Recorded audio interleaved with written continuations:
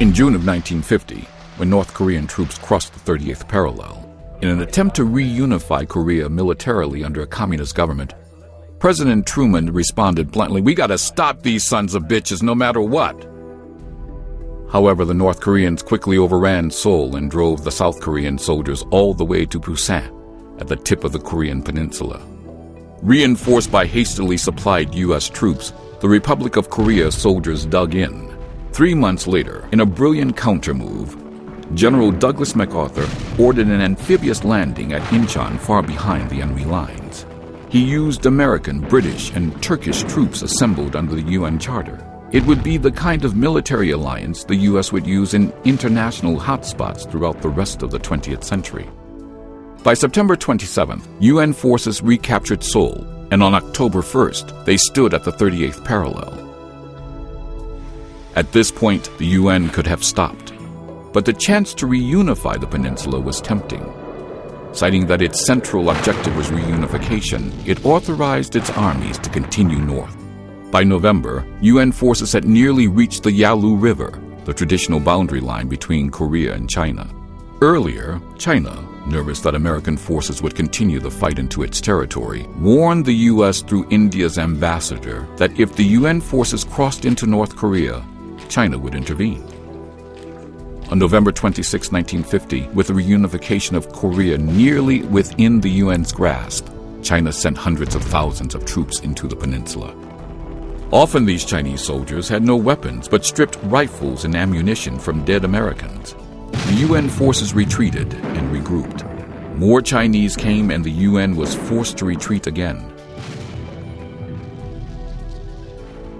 The whole mountainside turned out to be Chinese, said one general.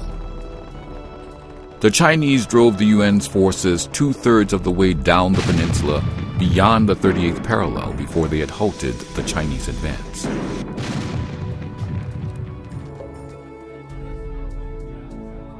At this point, MacArthur believed strongly that the only way to win the war was to attack China.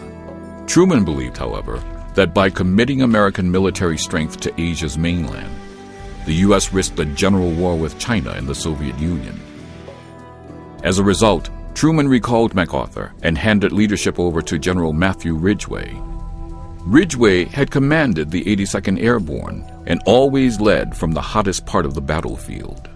Fearless, he wore a grenade clipped to his shirt. Over the next year, Ridgway, a superb combat general, pushed the Chinese above the 38th parallel. There in 1951, the war came to a stalemate. For the next 2 years, it deteriorated into a fight for yards and inches as soldiers repeated the battle tactics of World War I. Dug in along a line of low mountains, both sides gave up ground grudgingly and then recovered it yard by yard. This kind of fighting continued for 2 years. Finally, on July 27, 1953, delegates from both sides negotiated an armistice in the no-man's land between the two front lines. Sadly, 54,000 Americans had been killed and 103,000 wounded.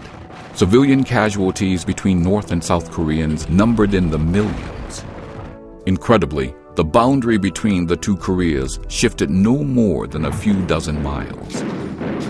Korea was the first attempt by the U.S. to stop communism in Asia. The war turned out to be the testing ground for new American technology, such as mobile hospitals known as MASH units and jet fighter aircraft. Because of the fighter jets, America controlled the air war completely. Through the development of new military technology, particularly air superiority, America would eventually win the Cold War. Ironically, Korea has turned out to be the last communist hotspot, as it developed its own nuclear weapons at the opening of the 21st century.